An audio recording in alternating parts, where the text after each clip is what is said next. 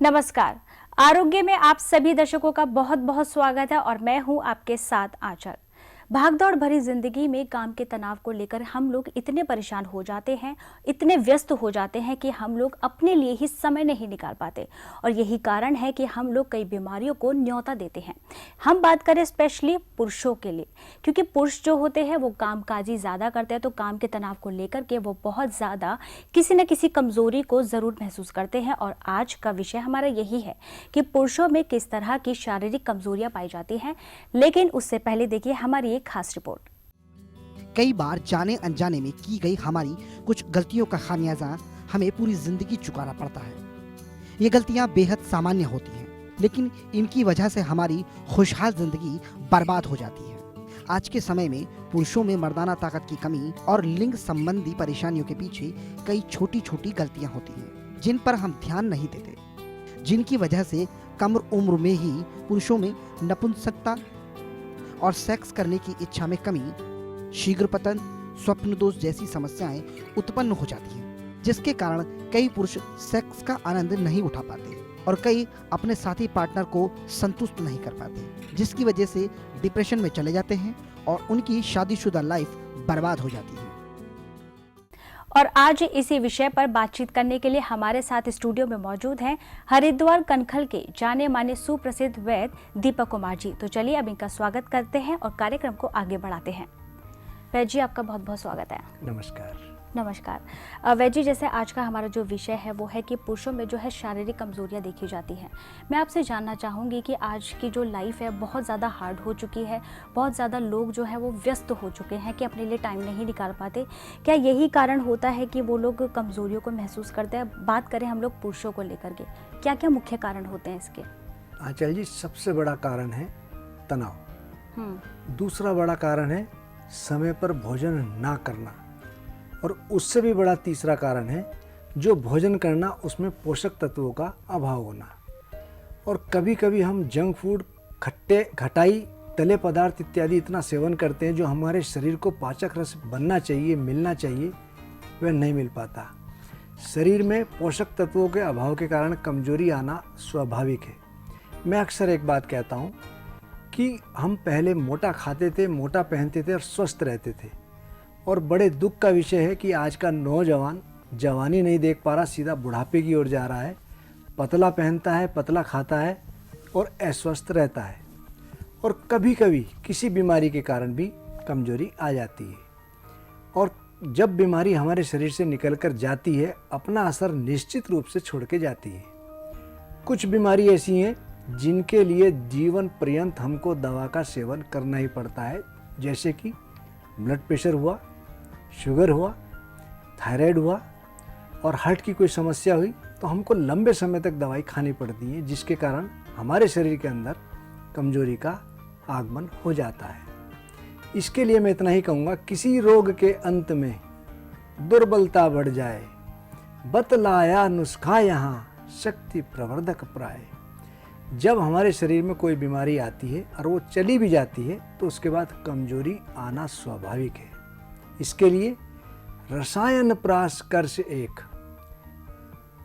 नव शक्ति संग हितकार, भिषगवरों का कथन है बढ़ती शक्ति अपार। यदि हम बीमारी निकलने के बाद नव शक्ति, खासतौर से पुरुषों के लिए ये अमृत तुल्य है। इसका मुख्य घटक अश्वगंधा, भंग, जिसको कुश्ता कलई भी कहते हैं, भंग भस्म, शिलाजीत इत्यादि है।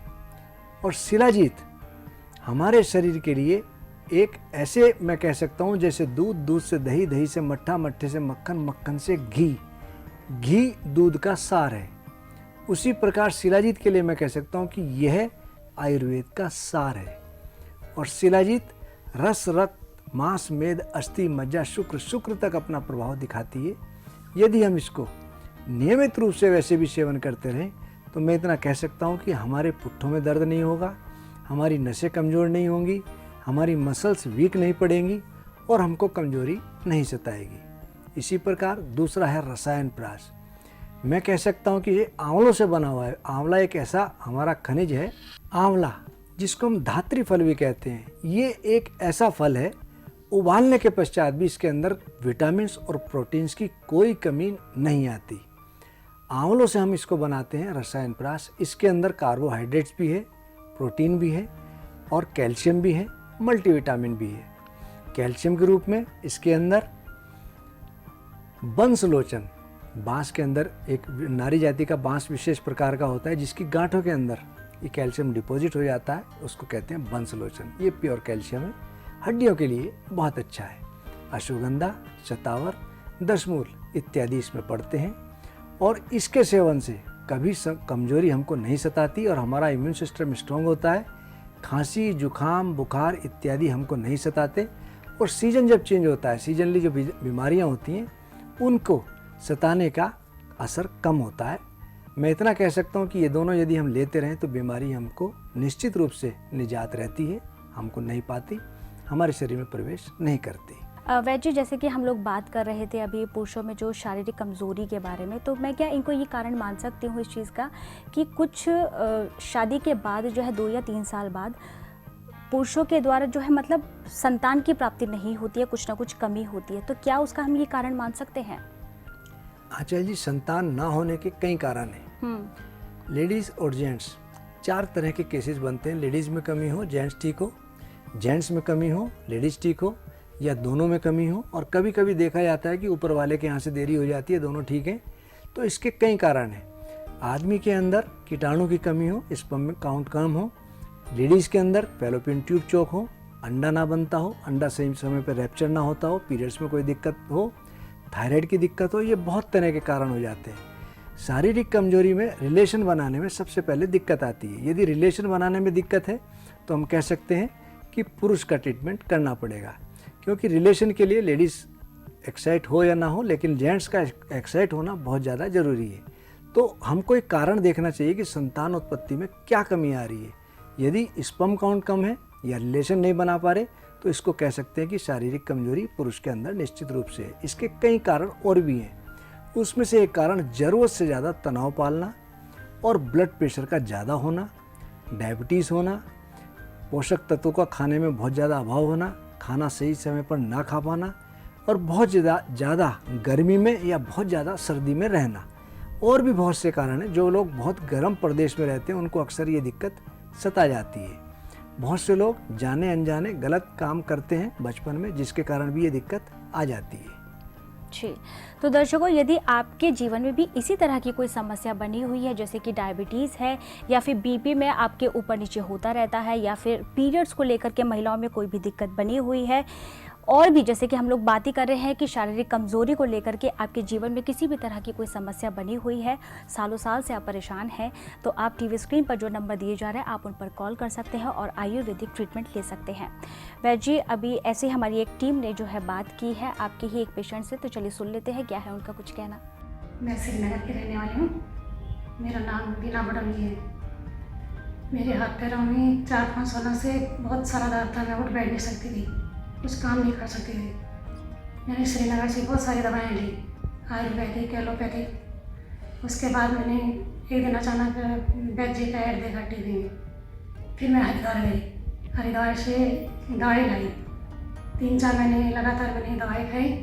उस समय से मेरे हाथ पैरों में दर्द काफ़ी कम है। वैद्य जी, ये थी बीना बडोनी श्रीनगर से, और इनकी जो समस्या थी वो ये थी कि 4-5 सालों से जो है इनके हाथों पैरों में बहुत ज़्यादा प्रॉब्लम रहती थी, दर्द रहता था। एलोपैथी दवाइयाँ भी ली, लेकिन उसके बावजूद भी इनका कोई मतलब कैसे बोलते कि फ़ायदा नहीं हुआ है।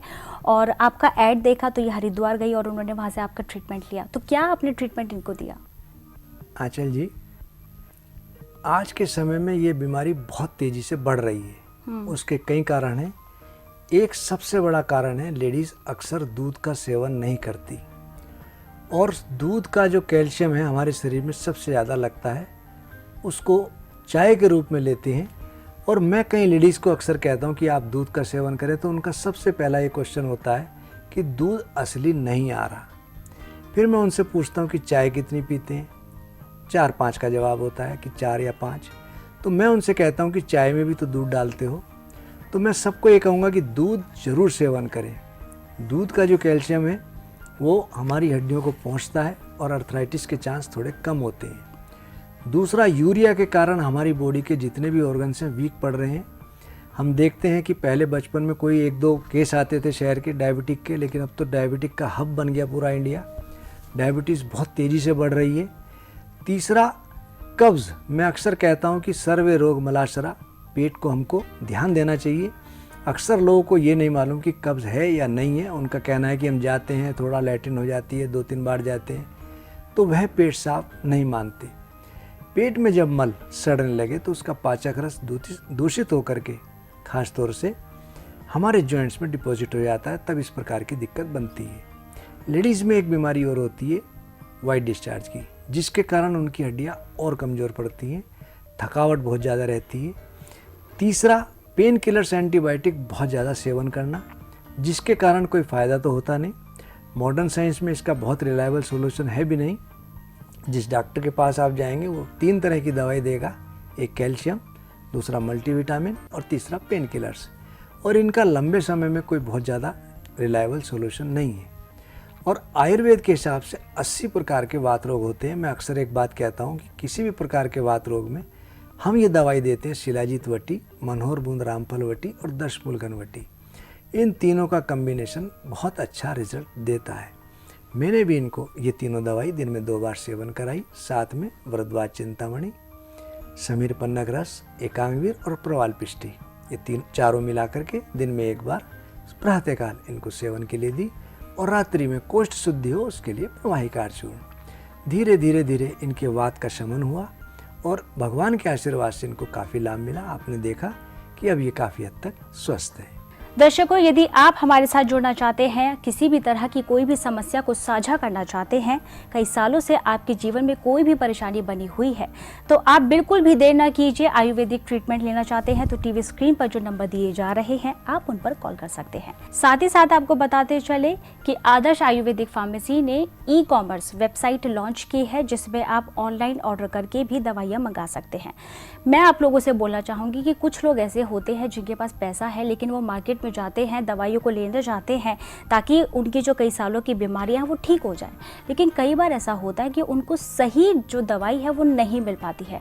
मैं आप लोगों से ज़रूर बोलना चाहूँगी कि आप एक बार आयुर्वेदिक ट्रीटमेंट ज़रूर लें, और इसी के लिए हम लोग आपके सामने आए हैं। ये कार्यक्रम आपके लिए बेहद ही लाभकारी सिद्ध होने वाला है, बस ज़रूरत है एक कॉल करने की। चलिए, अब वक्त हो चला एक छोटे से ब्रेक का। आप बने रहिए हमारे साथ, जल्द होंगे हाजिर।